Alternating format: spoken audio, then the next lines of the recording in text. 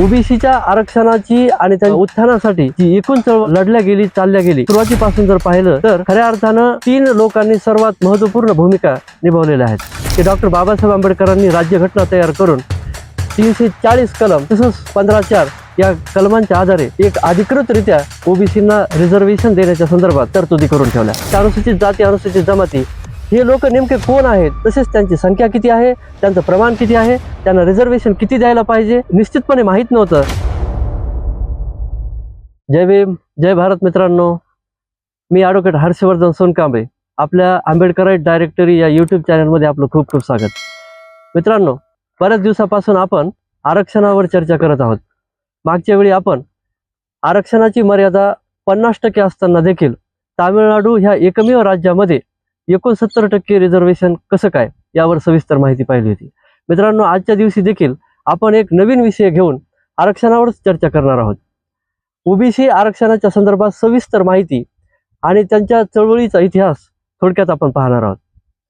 मित्रांनो, ओबीसीच्या आरक्षणाची आणि त्यांच्या उत्थानासाठी जी एकूण चळवळ लढल्या गेली चालल्या गेली त्यामध्ये जर आपण सुरुवातीपासून जर पाहिलं तर खऱ्या अर्थानं 3 लोकांनी सर्वात महत्त्वपूर्ण भूमिका निभावलेल्या आहेत। त्यामध्ये सर्वात प्रथम राष्ट्रपिता महात्मा ज्योतिराव फुले यांनी ओबीसी लोकांना संघटित करून त्यांना त्यांच्या हक्क अधिकारांची जाणीव सर्वात प्रथम करून दिलेली आहे। त्यांच्याबरोबरच त्यानंतर त्यांचाच वारसा राजश्री छत्रपती शाहू महाराजांनी प्रत्यक्षपणे त्यांच्या राज्यामध्ये ओबीसी लोकांना आपल्या राज्यामध्ये रिझर्वेशनची संकल्पना मांडून त्यांना प्रत्यक्ष कारभारामध्ये आणि प्रशासनामध्ये आणण्याचा त्यांनी सर्वात प्रथम प्रयत्न केलेला आहे। आणि त्यानंतर खऱ्या अर्थानं सर्वात एकत्रितरित्या जो स्वरूप जे दिलं ते डॉक्टर बाबासाहेब आंबेडकरांनी राज्यघटना तयार करून 340 कलम आणि 15(4) या कलमांच्या आधारे डॉक्टर बाबासाहेब आंबेडकरांनी एक अधिकृतरित्या ओबीसींना रिझर्वेशन देण्याच्या संदर्भात तरतुदी करून ठेवल्या। मित्रांनो, या संदर्भात जर आपण पाहिलं गेलं तर डॉक्टर बाबासाहेब आंबेडकरांनी ओबीसींच्याच रिझर्वेशन संदर्भामध्ये त्यांना रिझर्वेशनच्या तरतुदी का लागू केल्या जात नाहीत हेच कारण समोर ठेवून ओबीसींच्या हक्क अधिकारांसाठी त्यांनी त्यांच्या कायदे मंत्रिपदाचा 1951ला राजीनामा दिला होता। मित्रांनो, परंतु हे ओबीसींचं रिझर्वेशनच्या संदर्भात काय काय घडामोडी घडल्या आणि आजपर्यंत त्यांची काय स्थिती आहे हे आपल्याला जाणून घेणं तितकंच महत्त्वाचं ठरतं। मित्रांनो, त्याच्या जर आपण संविधानिक तरतुदी जर लक्षात घेतल्या तर ओबीसीसाठी भारतीय संविधानाचं अनुच्छेद 15 क्लॉज 4 आणि 16 क्लॉज 4 ही SC STंना जसं शिक्षण आणि नोकऱ्यामध्ये रिझर्वेशनच्या तरतुदी आहेत तसंच त्या देखील ओबीसींना देखील लागू आहेत। त्याचप्रमाणे मित्रांनो, या संदर्भामध्ये SC ST जी लोक आहेत अनुसूचित जाती अनुसूचित जमाती हे लोक नेमके कोण आहेत आणि त्यांच्या जाती नेमक्या कोण आहेत हे मात्र निश्चित होतं। भारतीय राज्यघटनेत एक आयोग ओबीसींची संख्या किती आहे, त्यांचं प्रमाण किती आहे, त्यांना रिझर्वेशन किती द्यायला पाहिजे या संदर्भामध्ये निश्चित एक आयोग स्थापन करून ती माहिती गोळा करून त्यांना रिझर्वेशन देण्याच्या संदर्भात तो आयोग करण्याची तरतुदी भारतीय राज्यघटनेमध्ये होत्या। आता 340 कलम काय सांगते तर तेच सांगतं की ओबीसी लोकांची एकूण संख्या त्यांच्यावर रिझर्वेशन किती असायला पाहिजे या संदर्भामध्ये एक आयोग स्थापन होईल। तो आयोग ही इत्थंभूत माहिती गोळा करेल आणि त्या गोळा झालेल्या माहितीच्या आधारावर ओबीसींना आरक्षण दिलं जाईल। परंतु मित्रांनो, भारतीय राज्यघटना लागू होऊनही 1953 पर्यंत ओबीसींच्या या आरक्षणासाठी कोणताही आयोग नेमण्यात आला नव्हता आणि म्हणूनच डॉक्टर बाबासाहेब आंबेडकरांनी ओबीसींसाठी तुम्ही आयोग नेमत नाहीत, ओबीसींसाठी तुम्ही रिझर्वेशनच्या तरतुदी लागू करत नाहीत हे कारण समोर करूनच त्यांनी त्यांच्या कायदे मंत्रिपदाचा राजीनामा दिला होता। मित्रांनो, पुढं राज्यघटनेतील 340 कलमान्वये 1953 मध्ये नेहरू सरकारनं म्हणजे काँग्रेसचं सरकार होतं त्यांनी डॉक्टर काकासाहेब कालेलकर यांच्या अध्यक्षतेखाली एक आयोग स्थापन करून त्यांना अशी निर्देशने दिली होती की ओबीसींची संख्या किती आहे आणि त्यांची आजची स्थिती काय आहे ही संपूर्ण इत्थंभूत माहिती गोळा करून त्यांना रिझर्वेशन किती द्यायला पाहिजे या संदर्भात तुम्ही शिफारशी करा। मित्रांनो, पुढं या आयोगानं भारतभर भ्रमण करून वेगवेगळे मुलाखती घेऊन सरकारी जो काही डाटा असतो तो कलेक्ट करून तसंच विविध जनगणनांची माहिती गोळा करून एक महत्त्वपूर्ण असा एक अहवाल सादर केला आणि त्या अहवालामध्ये त्यांनी अशा तरतुदी केल्या किंवा अशा प्रकारची फायंडिंग्स केल्या की भारतामध्ये ओबीसींच्या एकूण 2399 जाती असून त्यांचा सरकारमध्ये महत्त्वपूर्ण वाटा आहे. तसंच त्यांनी असंही त्यामध्ये नमूद केलं की ह्या लोकांना विशेष रिझर्वेशन देण्याची आवश्यकता आहे. मित्रांनो, परंतु पुढे असं झालं, नेहरू सरकारनं ह्या ज्या शिफारशी होत्या त्या नाकारल्या आणि त्यांना सांगितलं की हे काही डाटा किंवा ही काही शिफारशी आहेत त्या कायदेशीर नाहीत किंवा त्या इत्थंभूतपणे लागू करण्यासंदर्भामध्ये पुरेसा डाटा अवेलेबल नाही. मित्रांनो, पुढे असंही झालं की स्वतः काका कालेलकर यांनी देखील त्यामध्ये फितूर होऊन त्या शिफारशी नाकारायला सुरुवात केली. आणि मित्रांनो, म्हणून 1969 पर्यंत या संदर्भामध्ये कोणताही आयोग ओबीसींच्या रिझर्वेशनच्या संदर्भामध्ये स्थापन करण्यात आला नाही. मोरारजी देसाई यांच्या सरकारनं 1 जानेवारी 1979 ओबीसींच्या आरक्षणाच्या संदर्भामध्ये डॉक्टर बिंदेश्वर प्रसाद मंडल यांच्या अध्यक्षतेखाली 1980 मध्ये एक आयोग स्थापन केला आणि त्या आयोगाला देखील अशाच प्रकारच्या शिफारशी देण्यासंदर्भामध्ये त्यांना निर्देशित केले. मित्रांनो, ह्या आयोगाने देखील विविध सरकारी ऑफिसेस तसंच विविध जनगणनाचे अहवाल वेगवेगळ्या प्रांतामध्ये जाऊन त्यांनी लोकांच्या मुलाखती घेतल्या. तसंच त्यांनी भारतभर त्या प्रदेशातल्या भाषेमध्ये माहिती गोळा केली आणि एक सविस्तर असा त्यांनी अहवाल सादर केला. परंतु तो अहवाल पूर्वीच्या अहवालापेक्षा वेगळा होता. त्यांनी सांगितलं की भारतामध्ये 3742 ओबीसींच्या जाती असून त्यांचा सत्तेमध्ये 52% वाटा आहे आणि लोकसंख्या त्यांची 52% असल्यामुळं त्यांना मिनिमम 27% रिझर्वेशनची आवश्यकता आहे. मित्रांनो, याचबरोबर त्यांनी वेगवेगळ्या तरतुदी अजून सांगितल्या होत्या किंवा शिफारशी केल्या होत्या. परंतु ह्या मेन महत्वाच्या ज्या शिफारशी होत्या की ओबीसींची एकूण संख्येमध्ये त्यांची 52% संख्या आहे, त्यांच्या जाती 3742 आहेत आणि त्यांना आजच्या घडीला 27% रिझर्वेशनची आवश्यकता आहे. मित्रांनो, परंतु मोरारजी सरकारचं जे गव्हर्नमेंट होतं ते 1980 मध्येच कोसळलं, त्यामुळे ह्या तरतुदी लागू होऊ शकल्या नाही. पुढे मग 1990 मध्ये जनता दलाचं एक व्हीपी सिंग प्रधानमंत्री असताना त्यांचं सरकार आलं आणि त्यांनी एक ऑफिशियल मेमोरंडम एक इश्यू केला. एक ऑफिशियल मेमोरंडम मध्ये त्यांनी ओबीसीच्या रिझर्वेशनच्या संदर्भामध्ये ज्या बीपी मंडलनं ज्या काही तरतुदी सांगितल्या आहेत, ज्या शिफारशी केल्या आहेत त्या लागू करण्याच्या संदर्भात त्यांनी ते ऑफिशियल मेमोरंडम लागू केलं. आणि जसंच लागू केलं, त्या लागू केल्याच्या नंतर अप्पर कास्टमध्ये चळवळी सुरू झाल्या किंवा त्यांनी आंदोलन करायला सुरुवात केली, जाळपोळ करायला सुरुवात केली. मित्रांनो, तरी देखील 13/8/1990 जे मेमोरंडम सादर करण्यात आलं होतं, जे लागू करण्यात आलं होतं ते मात्र कायम लागूच राहिलं.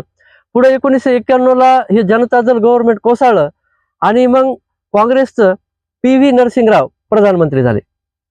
PV नरसिंगराव प्रधानमंत्री असताना त्यांनी भारतभरामध्ये होत असलेला विरोध, ओबीसींच्या विरोधात असलेली चळवळी लक्षात घेता त्यांनी मेमोरंडम लागू केलं. परंतु त्या मेमोरंडम मध्ये 2 महत्वपूर्ण बदल केले.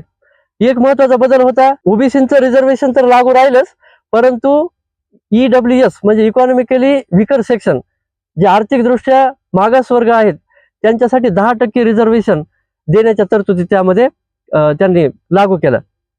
मित्रांनो, पुढं त्यांनी असंही सांगितलं की 27% रिझर्वेशन ओबीसीला देण्यात येईल, परंतु त्यासाठी जातीचा क्रायटेरिया ठेवण्यात येणार नाही, तर तो इकॉनॉमिकल क्रायटेरिया राहील. हे 2 प्रकारचे त्यांनी बदल करून मेमोरंडम लागू केलं. PV नरसिंगराव यांनी ह्या मेमोरंडम लागू केल्यामुळं काही लोक सुप्रीम कोर्टात त्यांनी गेले आणि सुप्रीम कोर्टामध्ये त्यांनी ह्या ओबीसीच्या आरक्षणाच्या विरोधामध्ये एक याचिका दाखल केली. ती याचिका होती इंदिरा साहनी विरुद्ध भारत सरकार. मित्रांनो, आरक्षणाच्या संदर्भामध्ये इंदिरा साहनी विरुद्ध भारत सरकार हा अतिशय महत्वपूर्ण न्यायनिर्णय होता आणि ओबीसींच्याच नव्हे तर SC ST आणि ओबीसी अशा संपूर्ण आरक्षणाच्या संदर्भामध्ये त्यांनी खूप महत्वपूर्ण अशा बाबी विशद केलेल्या आहेत.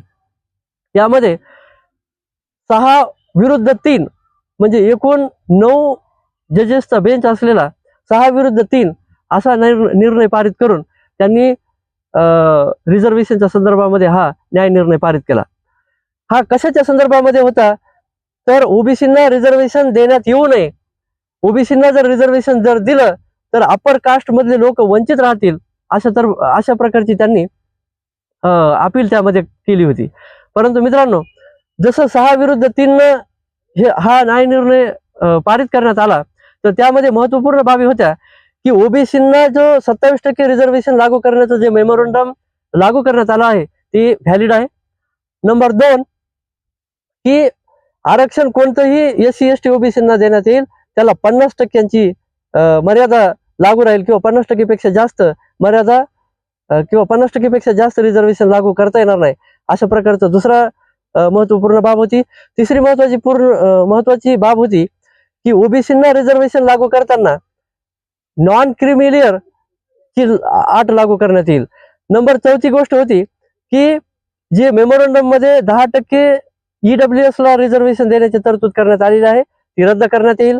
नंबर 5 गोष्ट होती की रिझर्वेशनचा क्रायटेरिया हा जातच राहील, हा इकॉनॉमिकली किंवा आर्थिकदृष्ट्या बाबीवर तो लागू राहणार नाही. जातच हा आरक्षणाचा महत्वपूर्ण क्रायटेरिया आहे, हे त्यामध्ये महत्वपूर्ण त्यांनी नमूद केलं. त्यानंतर त्यांनी सांगितलं की SC ST वर्गाला किंवा ओबीसी वर्गाला प्रमोशन मध्ये आरक्षण देता येणार नाही. आणि 7वी महत्वाची गोष्ट त्यांनी सांगितलं की जर सरकारला वाटलं तर ते SC ST वर्गामध्ये देखील सब कॅटेगरी किंवा ओबीसी वर्गामध्ये देखील सब कॅटेगरी करून, सब क्लासिफिकेशन करून, उपवर्गीकरण करून त्यांना आरक्षणाच्या तरतुदी लागू करतील. मित्रांनो, आता ह्या 7 महत्वपूर्ण बाबी कशा बदलत गेल्या किंवा कशा महत्वपूर्ण आहेत आपण हे पाहिलं पाहिजे. मित्रांनो, पुढे काय झालं, 77वी राज्यघटना दुरुस्ती करण्यात आली आणि सरकारनं काय केलं की 50% रिझर्वेशनची जी मर्यादा लागू करण्याच्या संदर्भामध्ये जो निर्णय पारित करण्यात आला होता सुप्रीम कोर्टानं, तो त्यांनी भारतीय संविधानामध्ये दुरुस्ती करून एक 16 क्लॉज 4 त्याच्यामध्ये सब क्लॉज 4 ए हा अशी राज्यघटना दुरुस्ती केली. आणि त्यामध्ये त्यांनी कोणतंही रिझर्वेशन SC ST ओबीसींना देताना त्याची मर्यादा ही 50% पेक्षा जास्त गेली नाही पाहिजे, अशी संविधानिकरित्या त्यांनी त्यामध्ये तरतूद केली. आणि त्यानंतर त्यांनी पुन्हा त्यामध्ये 16 क्लॉज 4 सब क्लॉज B असं पुन्हा अंतर्भूत केलं. आणि त्यामध्ये त्यांनी सांगितलं की जरी इंदिरा साहनी विरुद्ध भारत सरकार या न्याय निर्णयामध्ये त्यांनी SC ST ओबीसी वर्गांना प्रमोशन मध्ये आरक्षण देता येणार नाही असं जरी नमूद केलेलं असलं, तरी आम्ही कायदा करून भारतीय संविधानामध्ये दुरुस्ती करून हे रद्द करून आम्ही संविधानिकरित्या SC ST ओबीसींना रिझर्वेशन देण्याची तरतूद त्यामध्ये त्यांनी B मध्ये करून ठेवली. मित्रांनो, आजपर्यंत ओबीसींचा ह्या आरक्षणाच्या संदर्भामध्ये असा लढा राहिला आहे. मित्रांनो, ओबीसींच्या संदर्भामध्ये इंदिरा साहनी विरुद्ध भारत सरकार या न्याय निर्णयाने खूप महत्वपूर्ण बाबी विशद केल्या. आणि त्यांनी सगळ्यात महत्वाची जी बाब होती की ओबीसींना आरक्षण नाकारता येणार नाही. त्यांच्या 3742 जाती आहेत आणि त्यांचा सत्तेमध्ये 52% पेक्षा जास्त सहभाग आहे आणि त्यांना 27% तरी रिझर्वेशन देणं बंधनकारक आहे, अशी तरतूद मात्र त्यांनी विशद केली. म्हणून तो आरक्षणाच्या संदर्भामध्ये खूप महत्वपूर्ण निर्णय आहे. मित्रांनो, ओबीसींच्या आरक्षणाच्या संदर्भामध्ये ओबीसी लोक जागरूक नाहीत आणि म्हणून त्यांचं रिझर्वेशन नेस्तनाबूत करण्यासाठी, त्यांचं रिझर्वेशन रद्द करण्यासाठी वारंवार सरकारतर्फे विविध योजना आखल्या जातात आणि त्यांचं रिझर्वेशन रद्द करण्यासाठी विविध पायऱ्या घेतल्या जातात, स्टेप्स घेतल्या जातात. मित्रांनो, परंतु ओबीसी वर्गानं जर जागृत राहून जर या आरक्षणाच्या संदर्भात योग्य पाऊल आंदोलन जर केलं तर त्यांना 50% पेक्षाही जास्त रिझर्वेशन देता येऊ शकतं. जर तसं संविधानिकरित्या जर लढाई लढल्या गेली तर अशा तरतुदी करता येऊ शकतात. मित्रांनो, अजूनही काही महत्वपूर्ण बाबी ओबीसींच्या रिझर्वेशनच्या संदर्भात आहेत, परंतु आपण त्या बाबी पुढच्या व्हिडिओमध्ये पाहू. तुर्तास जय भीम, जय भारत.